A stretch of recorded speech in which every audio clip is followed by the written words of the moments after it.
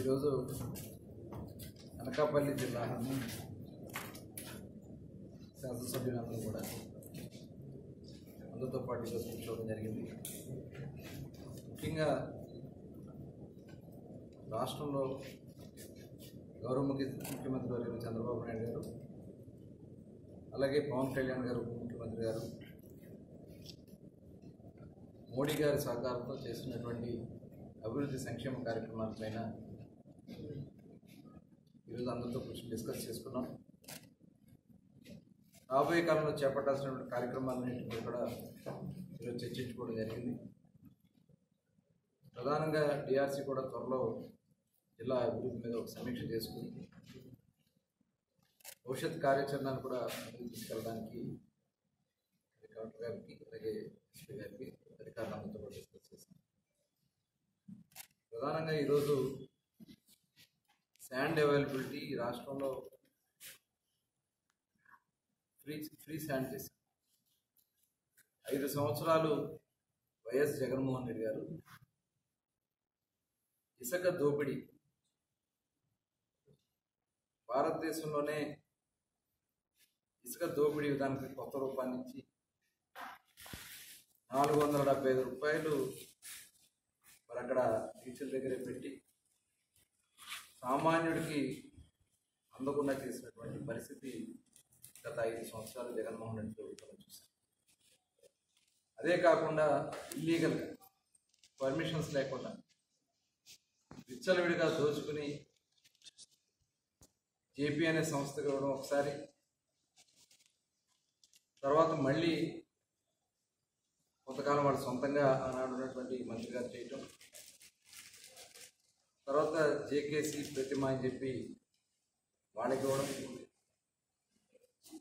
ఇవాళ మరి ఆనాడు ఉన్నటువంటి వెంకటరెడ్డి గారు వాళ్ళు ఇచ్చినటువంటి బ్యాంక్ గ్యారంటీకి కూడా ఏమీ తప్పులు లేవని చెప్పి వాళ్ళందరూ కూడా క్లీన్ చిట్ ఇవ్వడం.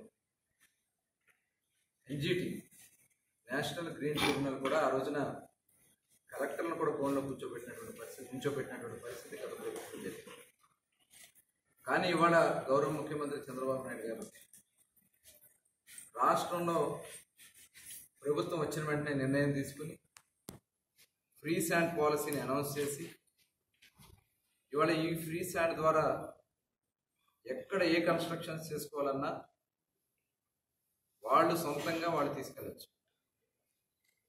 వాళ్ళ వెహికల్ పెట్టుకుని వాళ్ళే సొంతంగా తీసుకెళ్లే విధంగా ఒప్పందం చేశాం. అదే కాకుండా కొంతమంది ఆన్లైన్లో బుక్ చేసుకుంటే ఆన్లైన్లో వెళ్ళే విధంగా కేవలం అక్కడ excavation charges, loading charges, transport కట్టుకుంటే వాళ్ళ ఇంటికి శాండ్ వెళ్ళే విధంగా వాళ్ళ కార్యక్రమాలు చేస్తున్నాం.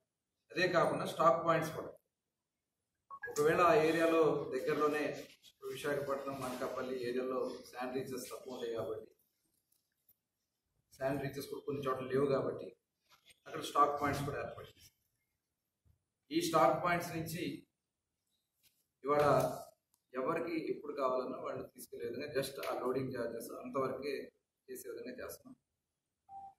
ఎప్పటికప్పుడు సాటిస్ఫాక్షన్ లెవెల్స్ కూడా ఎప్పటికప్పుడు తీసుకుంటున్నాం. ఎక్కడన్నా ఇబ్బందులు ఉంటే, ఎక్కడైతే ప్రజలు అసంతృప్తి అయితే ఉందో అవన్నీ కూడా కరెక్ట్ చేస్తున్నాం. ఇవాళ ఫ్రీ శాండ్ పాలసీ ఆంధ్రప్రదేశ్ రాష్ట్రంలో చాలా ఒక పకడ్బందీగా చేస్తున్నాం. ఎక్కడైనా కంప్లైంట్స్ వచ్చినా కూడా ఇమీడియట్గా యాక్షన్స్ తీసుకుంటాం. అందుకని ఇవాళ బోర్డర్ చెక్ పోస్ట్స్ కూడా పర్ఫెక్ట్ చేయడానికి రెవెన్యూ, పోలీస్ సహకారంతో కూడా చేస్తూ ఇవాళ బిల్డింగ్ కన్స్ట్రక్షన్ యాక్టివిటీ పెరగడానికి శాండ్ అవైలబిలిటీ పూర్తిగా ఉండే విధంగా చేస్తాం.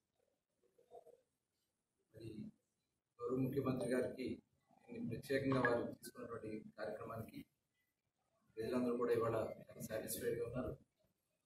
మాకు ఎక్కడన్నా కంప్లైంట్స్ ఉంటే ఇమీడియట్గా యాక్షన్స్ తీసుకుంటారో తెలియజేస్తాం. కూడా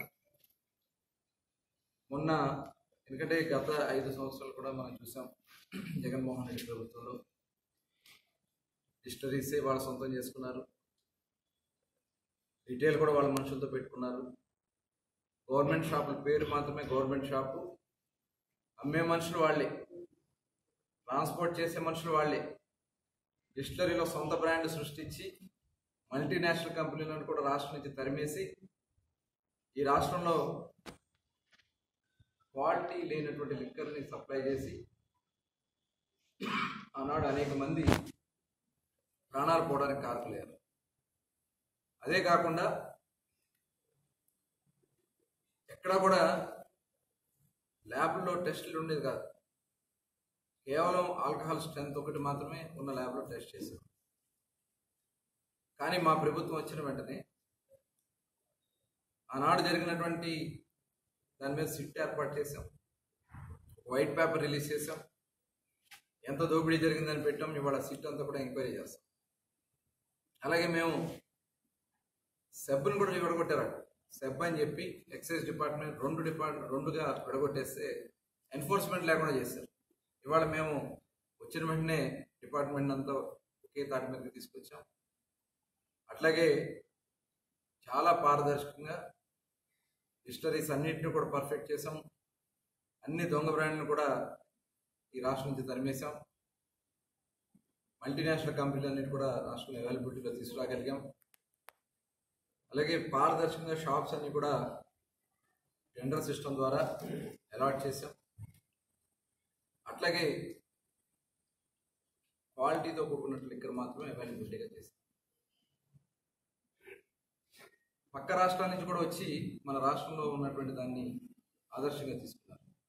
బోర్డర్ చెక్ పోస్టులు అయితే గతంలో పక్క రాష్ట్రాల నుంచి నాన్ డ్యూటీ పెయిడ్ లిక్కర్ వచ్చేది, ఇల్సిట్ లిక్కర్ వచ్చేది, స్పూరియస్ లిక్కర్ ఉండేది. అవన్నీ కూడా కంట్రోల్ చేస్తాం. నవోదయం 2 ప్రోగ్రామ్ తీసుకుని స్పూరియస్ లిక్కర్ మొత్తం కూడా కంట్రోల్ చేసాం.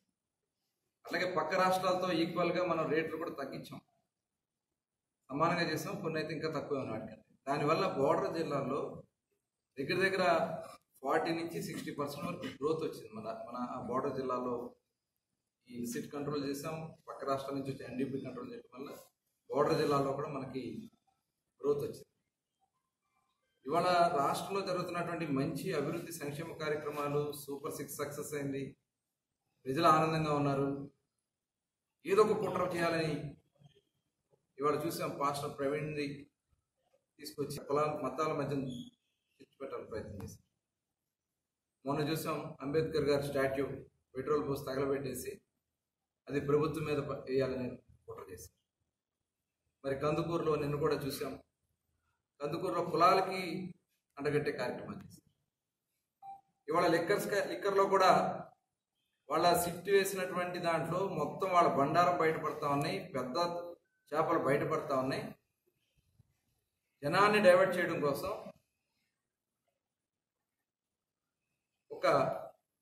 ఎందుకంటే మొన్న మొలకల చెరువు అన్నమయ్య జిల్లాలో జరిగినటువంటి సంఘటన, దాని మీద మేము చాలా సీరియస్గా వెళ్ళాం. దాన్ని ఎందుకంటే ఆ సంఘటన కూడా అది ఎన్ఫోర్స్మెంట్ వింగ్ మొత్తం ఎప్పటికప్పుడు వెరిఫై చేస్తాం. ఎక్కడ ఏం జరుగుతుంది అనేది ఎన్ఫోర్స్మెంట్ వింగ్ చాలా పర్ఫెక్ట్గా ఉంటుంది. బయటపడి దాన్ని ప్రభుత్వం కల్తీ చేస్తుందని చెప్పి తప్పుడు ప్రచారం చేయడానికి జగన్మోహన్ రెడ్డి గారు కుట్ర చేశారు. ఆ కుట్ర అంతా కూడా మనం బయటపడింది. ఎవరైతే జనార్దన్ ఉన్నాడో, ఎవరైతే దీనికి సూత్రధారి ఉన్నాడో, ఈ కార్యక్రమాలు చేయడానికి యోగి రమేష్ 3 కోట్ల రూపాయలు ఇస్తానని చెప్పి